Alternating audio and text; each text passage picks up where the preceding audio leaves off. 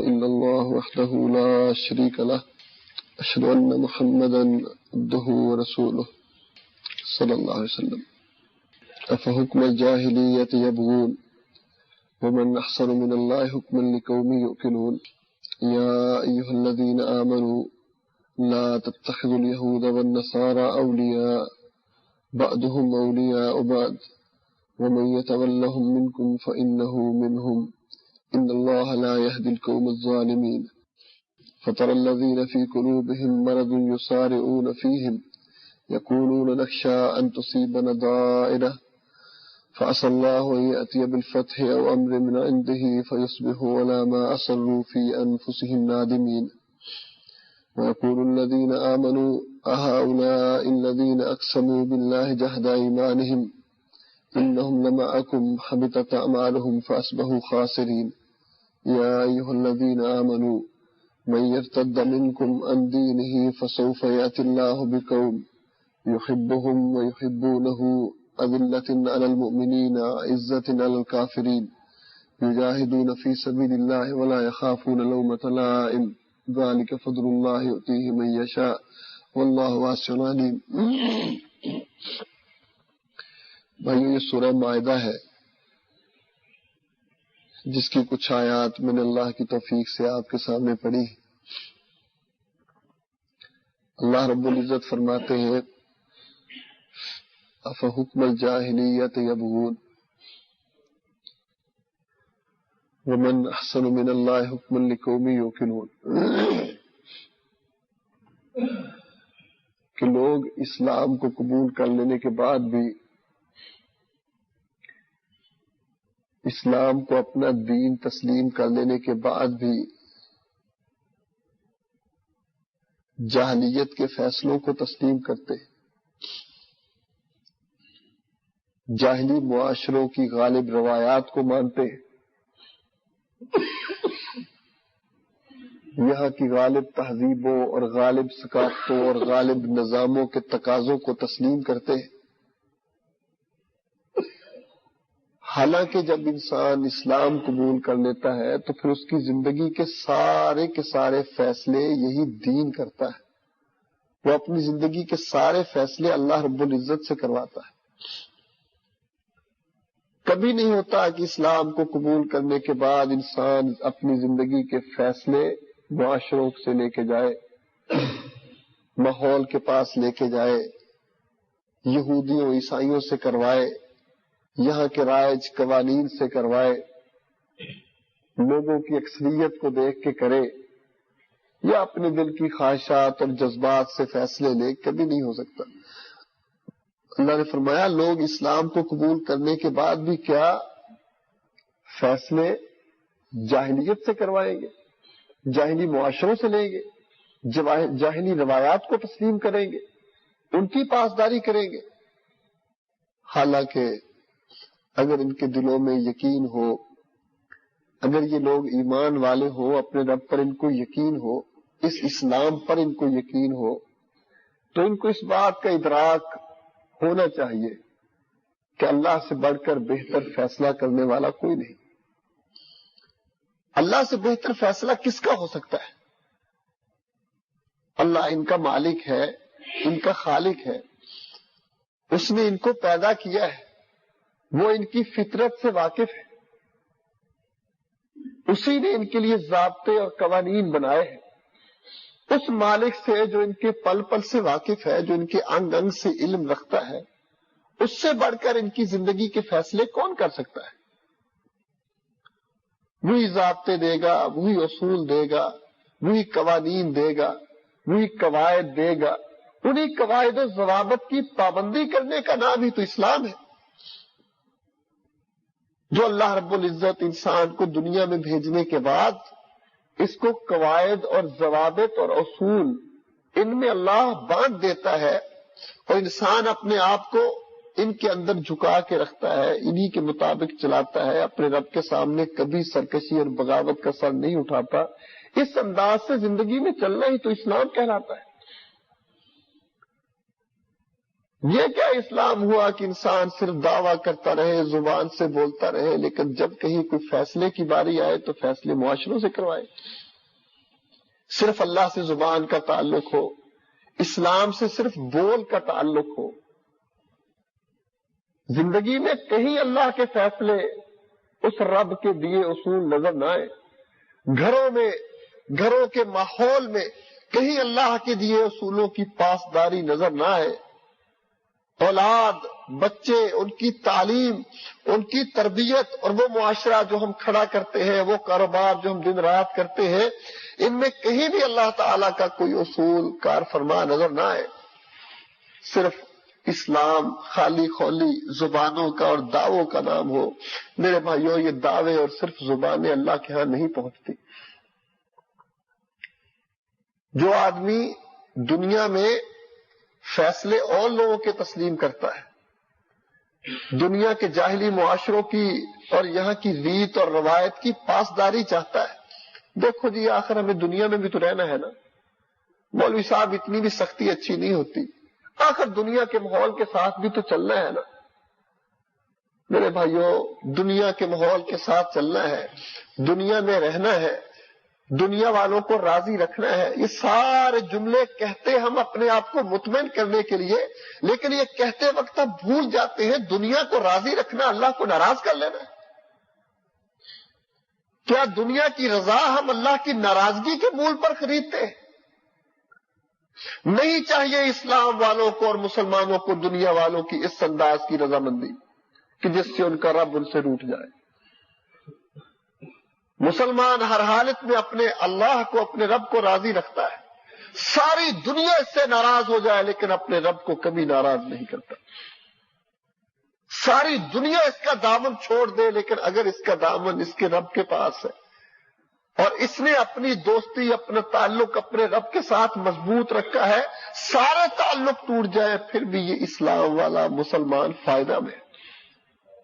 بھائیو ساری دنیا اس کے ہاتھ آ جائے، دنیا کے سارے لوگ سے اس کے تعلق جڑ جائیں، لیکن اگر اس کا تعلق اس کے رب سے ٹوٹ جائے تو یہ بہت خسارے والا ہے شخص۔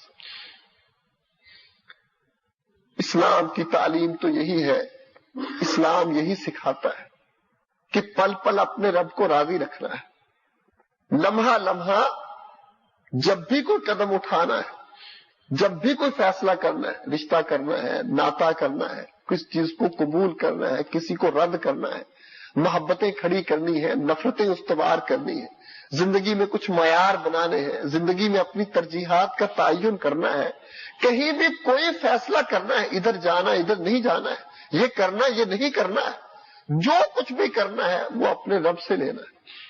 جو اللہ کہتے چلے جائے وہ کرتے چلے جانا ہے، جس سے روک دیں رکتے چلے جانا ہے۔ بھائیو یہ اسلام ہے۔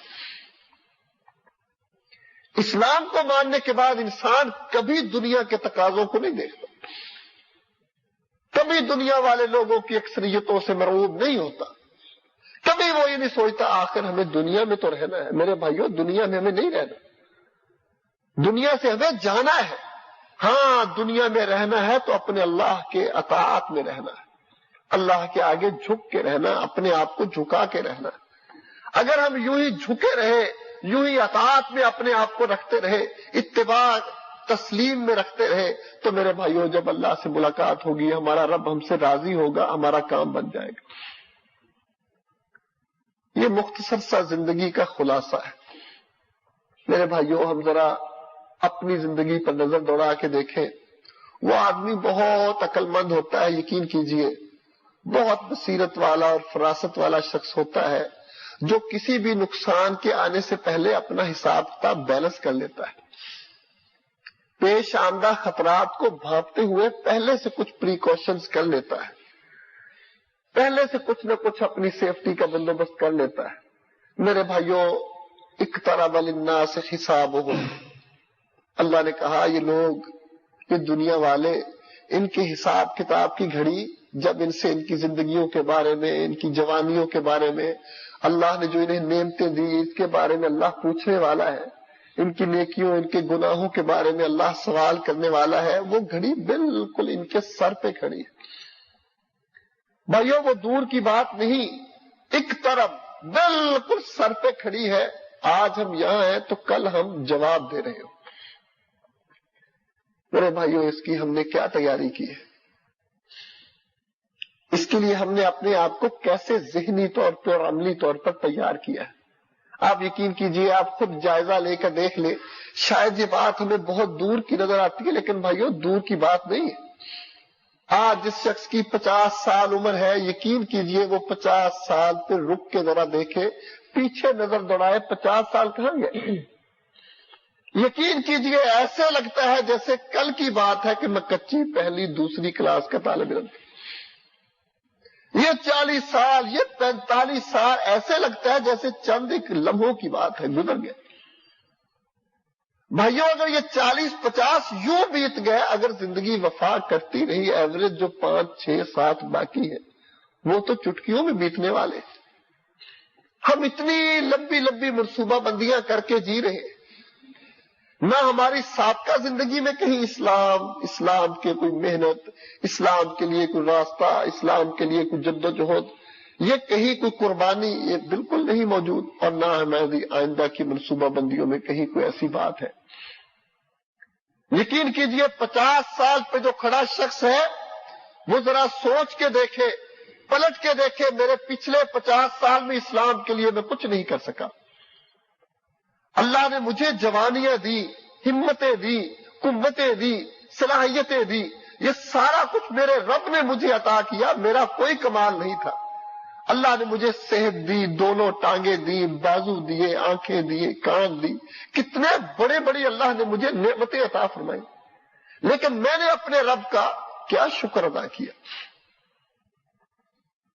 میں نے نعمتوں کا کیا حق ادا کیا؟ اللہ نے سب سے بڑھ کر مجھ پہ نعمت کی، اللہ نے مجھے اسلام دیا، اللہ نے مجھے توحید دی، اللہ نے مجھے عقیدے کی گندگیوں سے، آلائشیوں سے بچا لیا، مجھے اللہ نے خالص عقیدہ دیا. لیکن میں دیکھوں میں نے کیا حق ادا کیا؟ میرا کوئی ایک قطرہ خون گرا ہو اسلام کی اس راہ پر، میری کوئی قوت بازو کا تھوڑا سا ہی ان کے لیے. بھائیو میری صلاحیتیں کہاں پگھل گئی، میری قوتیں کہاں ڈھل گئی، میری جوانیاں شباب کہاں بیتے. ایک ایک نعمت جو میرے رب نے مجھے عطا کی، یہ کہاں ساری کی ساری گل گئی.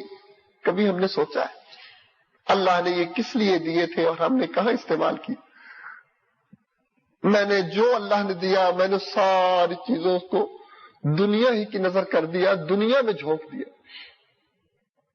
اپنے ایک ایک وقت کو، ایک ایک لمحے کو صرف اس لیے استعمال کیا کہ میری دنیا بن جائے، میری دنیا بن جائے. حالانکہ مجھے علم تھا کہ یہ دنیا نہیں بن سکتی، کسی کی نہیں بنی، آج تک کسی کی نہیں بنی. مجھ سے پہلے بڑے لوگ آئے تھے، بہت سے لوگوں نے کوششیں کی کہ ان کی دنیا بن جائے، لیکن کسی کی نہیں بنی.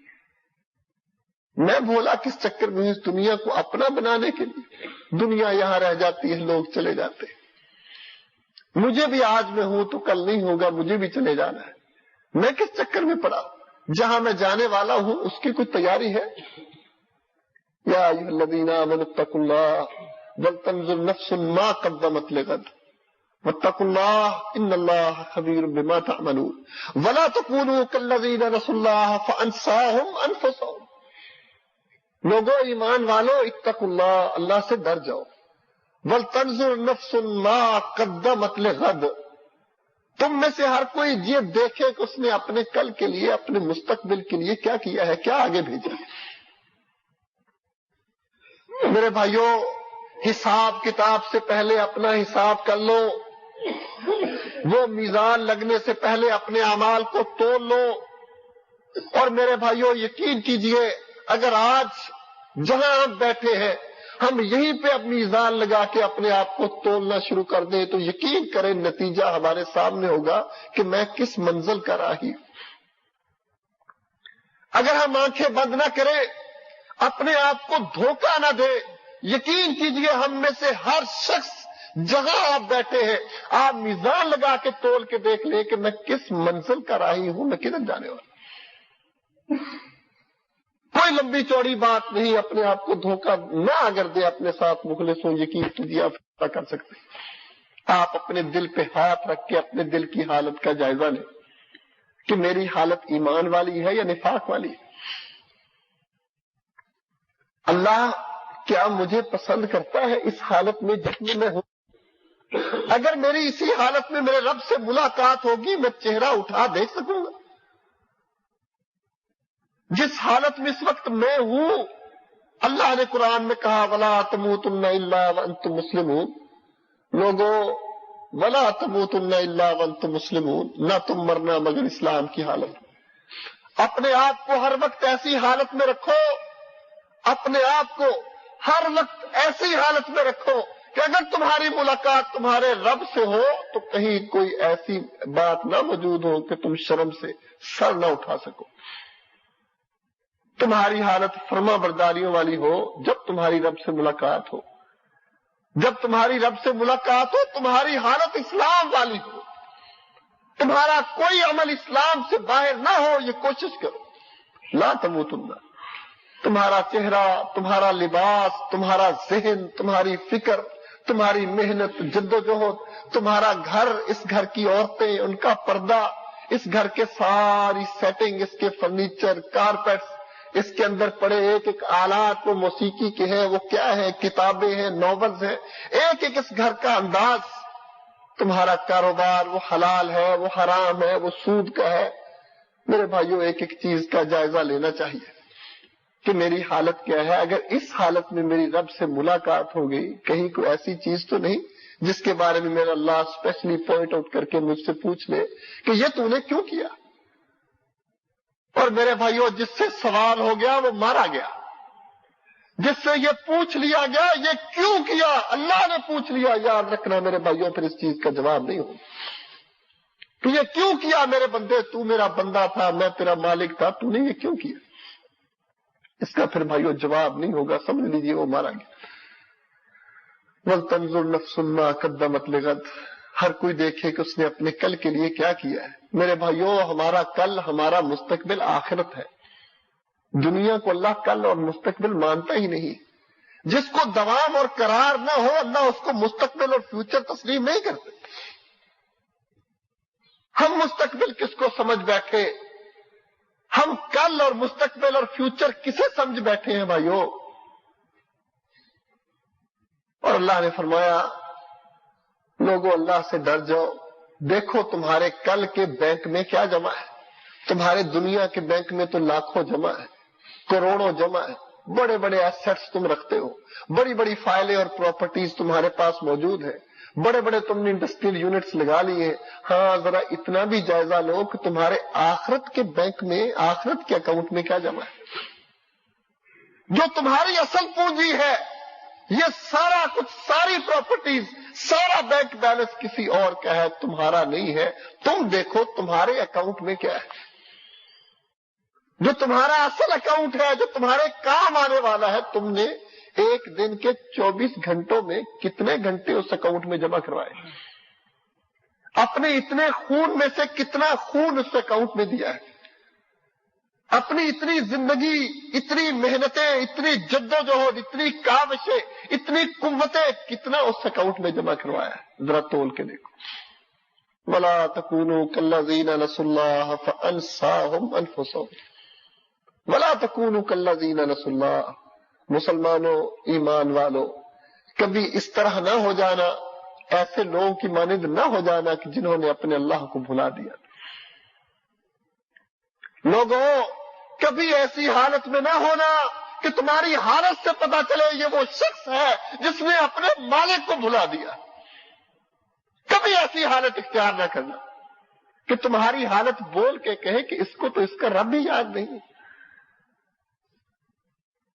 اپنے آپ کو بھائیوں آئینے میں ڈال کے ہم دیکھیں اور اپنا انالیسس کریں، اپنا جائزہ لیں کہ کیا واقعی مجھے میرا رب یاد ہے۔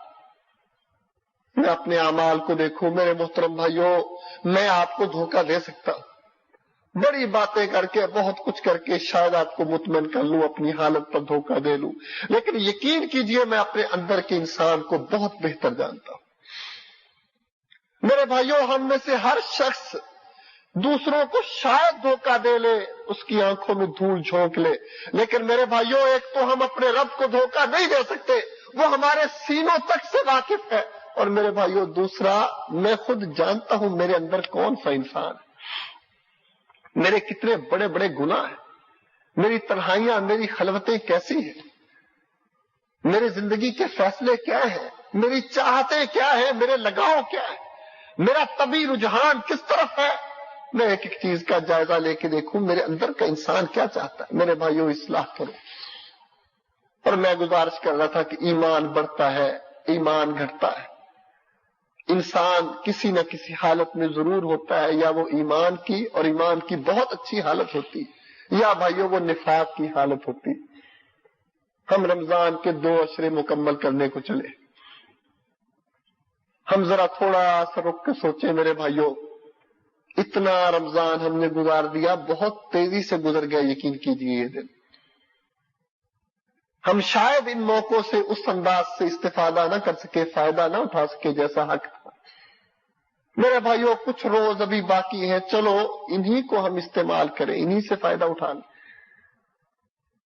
میرے بھائیوں ہم اپنے وتیروں کو، اپنی روش کو، اپنے انداز زندگی کو تبدیل کریں۔ ہم جس مقصد کی خاطر جی رہے ہیں بھائیوں یہ کوئی مقصد نہیں ہے، ہم جس راہ پر چلتے ہیں یہ منزلوں کی راہیں نہیں ہے میرے محترم بھائیوں۔ ہم اپنی اصلاح کریں، اپنے آپ کو آئینے میں ڈالیں، خود اپنے آپ سے مخاطب ہوا کریں کہ میں کیا کرتا ہوں، میں کدھر جاتا ہوں، یہ جو میں نے چہرہ بنا رکھا ہے یہ کیسا ہے، میرا رب مجھ سے کیا راضی ہے۔ واللہ اپنے آپ سے سوال کرو میرے بھائیوں کہ اس وقت جس حالت میں میں ہوں، حالانکہ یہ رمضان ہے، کیا میرا اللہ، میرا مالک، میرا رب مجھ سے راضی ہے؟ کیا واقعی میں اس کا محبوب بندہ ہوں کہ اس نے فرشتوں کو بلا کے، جبرائیل کو بلا کے اعلان کیا ہو کہ یہ وہ بندہ ہے جس سے میں محبت کرتا ہوں؟ کیا واقعی میری یہ حالت ہے، میرے ذہن کی وہ حالت ہے، میرا ظاہر، میرا باطن کیا وہ حالت ہے؟ میرا گھر ایسا ہے، کم از کم میرے گھر پہ تو میری حکومت ہے، میرے گھر پر تو میرا کنٹرول ہے، میرے بچوں پر، میری بیوی پر، میری چھوٹی بہنوں پر، اس پر تو میرا کنٹرول ہے، جو میرے ڈیپینڈنٹس ہیں کم از کم وہ تو میری مانتے ہیں۔ میں دیکھوں میں نے اپنے گھر پر کتنا کو اسلام نافذ کیا ہے، اس کا تو میں مسئول ہوں، اس کے بارے میں تو مجھ سے سوال ہونے والا ہے۔ کیا میں نے اپنے بچوں کی تربیت کے لیے لا کے ڈش، کیبل اور میں نے ویڈیو، وی سی پی اور ٹیلی ویژن نہیں رکھا؟ کیا میں اللہ کے ہاں جواب دے سکوں گا اس چیز کا کہ امت کا ایک مستقبل، امت کی طرف سے ایک امانت تھی جو اللہ نے میرے ہاتھ میں دی تھی، یہ بچہ، میں نے اس بچے کے ساتھ کیا سلوک کیا؟ رسول اللہ صلی اللہ علیہ وسلم کی حدیث ہے کل مولود یولد علی الفطرہ، ہر پیدا ہونے والا فطرت اسلام پر پیدا ہوتا ہے۔ اس کے بعد اس کے والدین اس کو چاہے یحودان ہی، یونصران ہی، یمجسان، اس کو چاہے یہودی بنا دیں، عیسائی بنا دیں یا مجوسی بنا دیں۔ میں اس بچے کو کیا تعلیم دیتا، میں اس نسل سے کل کو کیا کام لینا چاہتا ہوں؟ میرے گھر میں کوئی موسیقی کے آلات تو نہیں ہے، میرے گھر میں کوئی تصویریں تو نہیں لٹکی، کوئی ایسا عمل تو نہیں ہے کہ میرے رب کی رحمت اس گھر سے دور ہو، کوئی ایسا عمل میرے گھر میں تو نہیں ہے کہ جس سے میرے رب کی رحمت اس گھر میں نہ آتی ہو۔ میں نمازیں پڑھتا ہوں، میں قرآن پڑھتا ہوں، سب کچھ کرتا ہوں، لیکن میرے رب کی رحمت تو مجھ سے مستقل روٹھی ہوئی ہے۔ اپنے گھر کی صفائی کرو بھائی۔ میرے بھائیوں میری بات یاد رکھنا، وہ لوگ جو موسیقیاں سنتے ہیں، گانوں کی طرف رغبت رکھتے ہیں، ٹیلی ویژن سنتے ہیں، دیکھتے ہیں، میرے محترم بھائیوں یقین کیجئے یہ ایمان کی کیفیات نہیں۔ موسیقی کی طرف وہ دل بھاگتا ہے، اس کا دل لگتا ہے جس کے دل میں نفاق ہوتا ہے۔ یہ موسیقی، یہ غنا نفاق پیدا کرنے والی، مرض پیدا کرنے والی چیزیں، دلوں کو سیاہ کرنے والی، دھمے لگا دینے والی چیزیں، انسانوں کے احساس اور شعور کو مردہ بنانے کی چیزیں۔ میں دیکھوں میرا دل کیا کرتا ہے۔ بھائیو اپنے کاروباروں کی، اپنی دکانوں کی، اپنی تجارتوں کی اصلاح کریں۔ اللہ کے لیے اگر ہم نے اللہ سے جنگ چھیڑ رکھی ہے اللہ اور اس کے رسول سے ہم نے جنگ چھیڑ رکھی ہے، سود کے معاملات ہیں، بھائیو ان سے توبہ کریں۔ جو جسم حرام سے بنے گا، جو خون حرام سے بنے گا، جس کے بچے سارے کے سارے حرام پر کھڑے ہوں گے، میرے بھائیو اللہ تعالیٰ اس نسل کو اور ان لوگوں کو قبول نہیں کرے گا اپنے دین کے لیے۔ یہ ریجیکٹڈ لوگ ہیں، نہ ان کی دعائیں اوپر جاتی آسمانوں پر، نہ ان کی عبادات آسمانوں پر جاتی۔